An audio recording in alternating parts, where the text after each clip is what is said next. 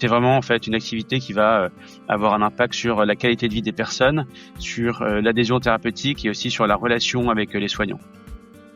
Bonjour à toutes et à tous. Bienvenue dans Être aidant, le podcast qui donne la parole aux proches aidants et aux professionnels qui les accompagnent. Dans cette saison 4, diffusée en amont du colloque national des proches aidants, nous explorons une question devenue incontournable alors que le nombre d'aidants augmente fortement et continuera de croître dans les années à venir. Comment faire de l'aide aux aidants un secteur plus pérenne, mieux structuré et réellement à la hauteur des besoins? Ce podcast est réalisé avec le soutien de Malakoff Humanis. Ensemble, nous partageons une même volonté, soutenir les aidants. Après avoir parlé avec Élodie de l'importance de se faire aider par des professionnels pour retrouver de l'oxygène, puis avec Victor du répit comme nécessité pour tenir dans la durée, nous abordons aujourd'hui la paire-aidance. Pour en parler, nous recevons aujourd'hui Arthur Maisonnier, fondateur de Tomo, une solution qui met notamment en relation des personnes concernées avec des pairs aidants dans un cadre rassurant. Bonjour Arthur, merci d'être avec nous. Bonjour Mélanie, merci pour cet accueil. Alors pour commencer, pouvez-vous nous expliquer très simplement ce qu'est Tomo ? Oui, bien sûr. Alors Tomo, c'est un service qu'on a développé il y a 6 ans et qui permet en fait de structurer l'activité de paire aidance dans les différents parcours des patients ou de leurs proches. Donc, concrètement, on va développer des communautés de personnes sur des aires thérapeutiques ou des situations en identifiant des personnes, en les sélectionnant, en les formant et en les rendant accessibles à travers une plateforme en ligne à travers laquelle des personnes qui rentrent dans ces parcours pourraient donc échanger de manière sécurisée et anonyme pour avoir un soutien dans leur parcours. Alors qu'est-ce qui vous a donné envie de créer une solution autour de la paire-aidance ?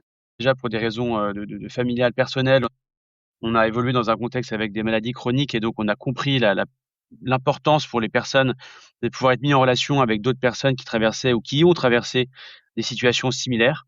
Et en parallèle, on a eu effectivement des indications de la part de la Haute Autorité de Santé qu'il y avait des vraies recommandations qui étaient en train de se mettre en place sur cette pratique suite à de nombreuses études qui démontraient la pertinence que ça avait sur les patients, les aidants et de manière plus large, le système de santé. Oui. Donc c'est vraiment en fait une activité qui va avoir un impact sur la qualité de vie des personnes, sur l'adhésion thérapeutique et aussi sur la relation avec les soignants.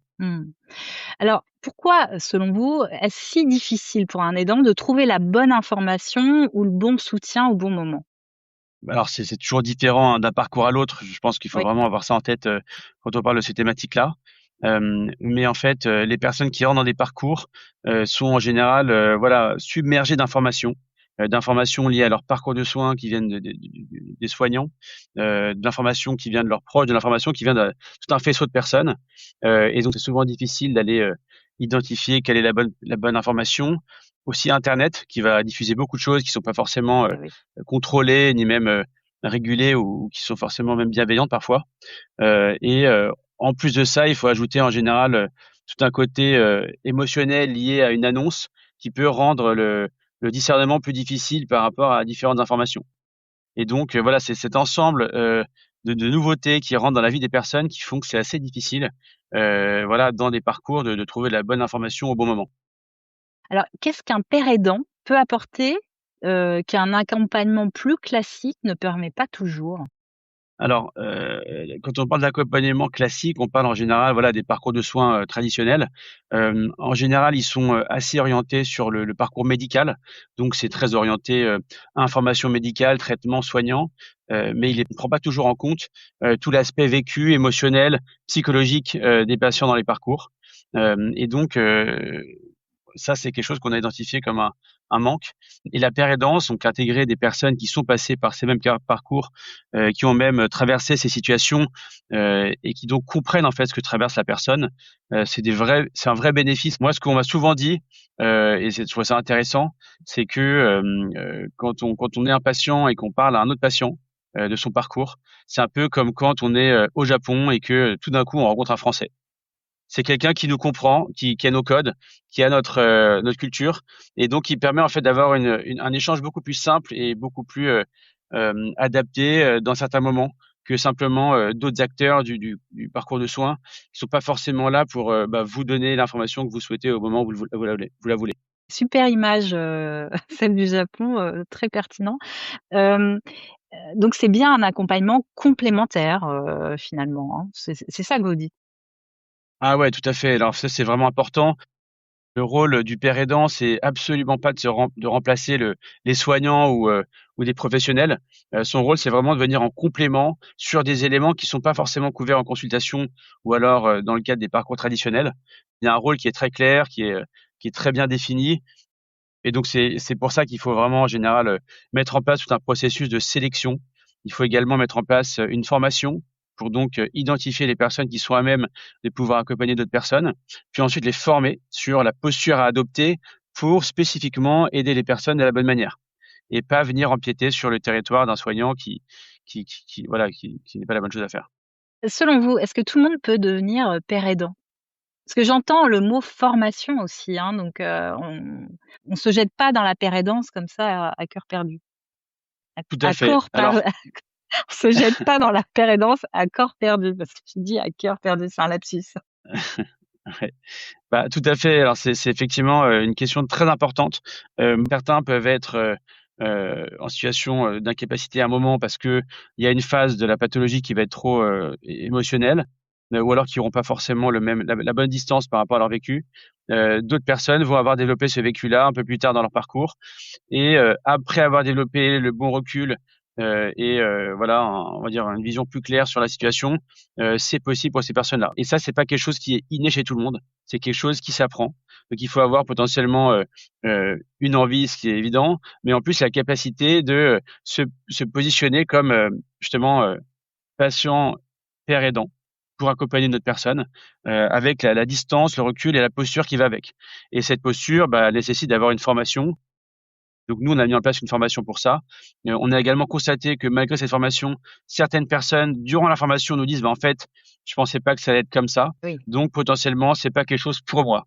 Donc même si ces personnes avaient, voilà, des prédispositions plutôt positives, la volonté, certains se rendent compte qu'en fait, la posture, c'est pas ce qui leur convient. Ils sont pas forcément, dans cette perspective-là ou dans cette démarche et donc c'est pas forcément quelque chose dans lequel ils vont, s'impliquer davantage. Alors, on voit émerger de plus en plus de solutions numériques, pour les aidants et les aidés. Qu'est-ce que ça dit, selon vous, de l'évolution des besoins et puis surtout comment on y répond? Moi, ce que ça me dit, en fait, cette émergence de différentes solutions, c'est que, il y a une volonté d'innover en France, hein. Ça veut dire qu'il y a vraiment, une forte volonté d'apporter des nouvelles solutions, à des situations qu'on juge pas assez, bien prises en charge. Donc ça, c'est déjà une très bonne chose parce que ça sera de ces innovations-là et de cette démarche qu'en fait, des bonnes solutions arriveront. Donc ça, c'est une très bonne chose. Ça veut dire également que, du coup, qu'il y a des doublons. Il y a beaucoup de doublons, parmi les solutions qui existent. Et ça, c'est lié justement au manque d'uniformisation, des parcours ou alors de l'accès à ces solutions. Heu et ça peut aussi vouloir dire que, pour un patient ou pour un aidant, ça va être potentiellement plus compliqué de choisir laquelle est la meilleure parce que certaines pourraient avoir des fonctionnalités que d'autres n'ont pas. Donc ça peut rendre le choix aussi plus difficile pour les personnes qui pourraient en bénéficier. Mmh. Bon après il y a la libre concurrence, hein, Tout à fait. Alors il y a la concurrence et c'est toujours une bonne chose parce que ça va pousser à aller plus loin. Maintenant, dans les parcours de soins, on n'a pas forcément envie de se poser la question d'aller commencer à comparer des offres, alors qu'on a déjà des parcours qui peuvent être oui. compliqués. Parfois on veut, une recommandation d'une source qui est fiable et qui est, adaptée à la situation, parce que, en fait, on peut pas savoir comment les choses vont évoluer, du coup, comment, telle solution sera adaptée dans telle situation. On voit bien que pour les professionnels de l'aidance, avoir une offre, équilibrée et pouvoir en vivre est parfois complexe. Pour quel modèle économique avez-vous opté? Qui finance, votre, solution? Ça, c'est un point super intéressant. En France, il y a pas 36 000, financeurs. Ça peut être l'assurance maladie, ça peut être des entreprises, B2B, qui vont être du coup industriels, associations, mutuelles, entreprises, établissements de santé.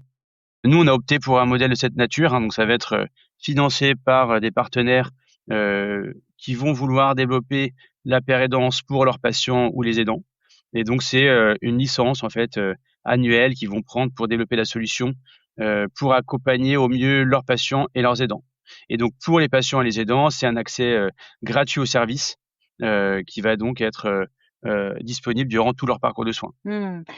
Ce qui permet évidemment de démocratiser l'accès à la pérédance dans le cas d'un système comme on le développe, du coup sécurisé, et ça permettra d'assurer la qualité et la sécurité des prises en charge. Mmh. Oui, parce que, derrière, il y a un encadrement, hein, c'est ce qui permet d'avoir un suivi pour les pères aidants aussi, enfin j'imagine tous ces points de vigilance, qui sont importants. Ouais, alors ça, c'est un point essentiel, hein, la qualité de l'accompagnement, tant pour les patients que pour les pères aidants eux-mêmes. Les pères aidants, en fait, une fois qu'ils sont sélectionnés, qu'ils ont une formation, nous, on met en place un accompagnement où on propose tous les mois des groupes de supervision, d'analyse de pratique, pour que ces personnes-là puissent être accompagnées et soutenues dans leur pratique, en permettant de revoir des éléments, de situation qui auraient été compliqués, ou alors apporter un soutien psychologique quand il y en a besoin. Alors, dans le cadre de notre saison 4, nous interrogeons la structuration du secteur de l'aide aux aidants. Selon vous, comment ce secteur va-t-il évoluer dans les prochaines années? Alors, les aidants seront de plus en plus reconnus comme des acteurs essentiels du parcours de santé. Le nombre d'aidants va augmenter dans les années à venir, ça c'est une évidence, et ça va confronter la société à des situations qui vont être vraiment nouvelles et qui vont nous demander une réorganisation des dispositifs et des parcours en place. Il va falloir qu'on soit mieux coordonnés, il va falloir qu'on soit plus aligné avec les besoins, en fonction des pathologies, en fonction des géographies également, parce que toutes les géographies ne sont pas structurées de la même manière. Et moi, je pense que la pérédance va devenir en fait une composante essentielle dans ces parcours pour accompagner toutes les personnes qui ont des questions et des besoins que les services, on va dire, traditionnels n'arrivent pas forcément à répondre aujourd'hui. Mais donc le secteur va en fait, je pense, se structurer et devenir vraiment un secteur beaucoup plus mature, parce qu'on en aura besoin pour accompagner cette explosion des aidants dans les années à venir.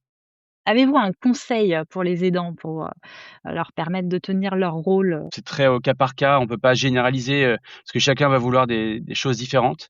Mais je pense qu'une un 1er recommandation, mais en général, c'est quelque chose que les gens font assez naturellement, hein, c'est d'échanger avec des personnes qui ont l'expérience dans ces situations-là. Et ce qu'on constate, c'est que les principales choses que les aidants demandent, ils veulent avoir plus de temps dans leur quotidien pour pouvoir en fait souffler dans les moments où c'est compliqué, où c'est difficile, et potentiellement des soutiens financiers. Donc il y a voilà, beaucoup de mutuelles, hein, et d'entreprises qui proposent des solutions de répit et puis d'accompagnement financier, évidemment en fonction des différents profils, quand c'est possible, parce qu'aujourd'hui c'est parmi les plus gros besoins qu'émettent les aidants. Ouais, d'ailleurs, Assuradent, hein, propose des garanties de prévoyance pour les entreprises, justement pour financer, des solutions, de ce type-là. Et Tout à fait. alors, si on change, de point de vue, si on passe du côté des personnes qui souhaitent se lancer dans l'accompagnement, des aidants, quels conseils vous leur donneriez, pour créer, leur activité et se lancer dans cette aventure? Oui, bien sûr, le plus important, c'est d'écouter en fait, ceux qui en ont besoin. Donc d'écouter en fait les aidants eux-mêmes avant de construire la solution pour récupérer l'ensemble des problèmes pour lesquels ils n'ont pas encore de solution. Donc ça, je pense que c'est super important. Travailler en complémentarité avec l'écosystème existant plutôt que de recréer ce qui existe déjà et de démultiplier les mêmes solutions. Donc travailler avec l'écosystème qui va être donc l'ensemble des hôpitaux, des associations, des aidants eux-mêmes, et vraiment d'être dans une logique de co-construction avec ceux qui sont déjà là depuis un petit bout de temps. Et quelque chose qui est essentiel également dans ces démarches-là, c'est d'évaluer l'impact réel des actions qui sont menées, pour en fait avoir voilà une estimation du bénéfice, pour optimiser au mieux les solutions, tout en gardant voilà l'humain au centre des décisions, parce que finalement c'est des solutions qu'on met en place pour les humains avant tout. Donc ça ça serait ça les retours que je ferais à ceux qui voudraient se lancer là-dedans. Et je pense que c'est des démarches qu'il faut surtout pas oublier dans une perspective de solution pour les aidants. Et quel était votre métier d'origine? J'ai fait une formation d'ingénieur, ensuite j'ai fait du conseil, ensuite j'ai fait quelques sociétés justement pour commencer à innover et proposer des solutions à des problèmes qui n'existaient pas. Ah bah, on comprend mieux cette démarche de gestion de projet très rationnelle. Le côté ingénieur ressort parfaitement. C'est une vraie force, en tout cas. C'est important quand on fait des projets comme ça d'avoir une certaine rationalité pour que ce soit construit de manière plus optimale. Merci beaucoup Arthur pour cet échange, vraiment extrêmement riche. En tout cas, on l'a compris, la paire aidance peut apporter aux aidants un soutien précieux à ne pas négliger. À travers l'exemple de Tomo, on voit aussi que le numérique peut être un allié pour créer du lien et du partage entre aidants. Pour prolonger la réflexion, vous pouvez vous inscrire gratuitement au colloque national des proches aidants. Vous retrouverez le lien dans la description de cet épisode. Pour finir, je tiens à remercier notre partenaire Malakoff Humanis qui soutient notre podcast. Merci à vous de nous avoir écoutés. Merci encore une fois Arthur. Merci Mélanie, merci pour cet accueil. Et à très bientôt pour un nouveau témoignage. À bientôt, au revoir.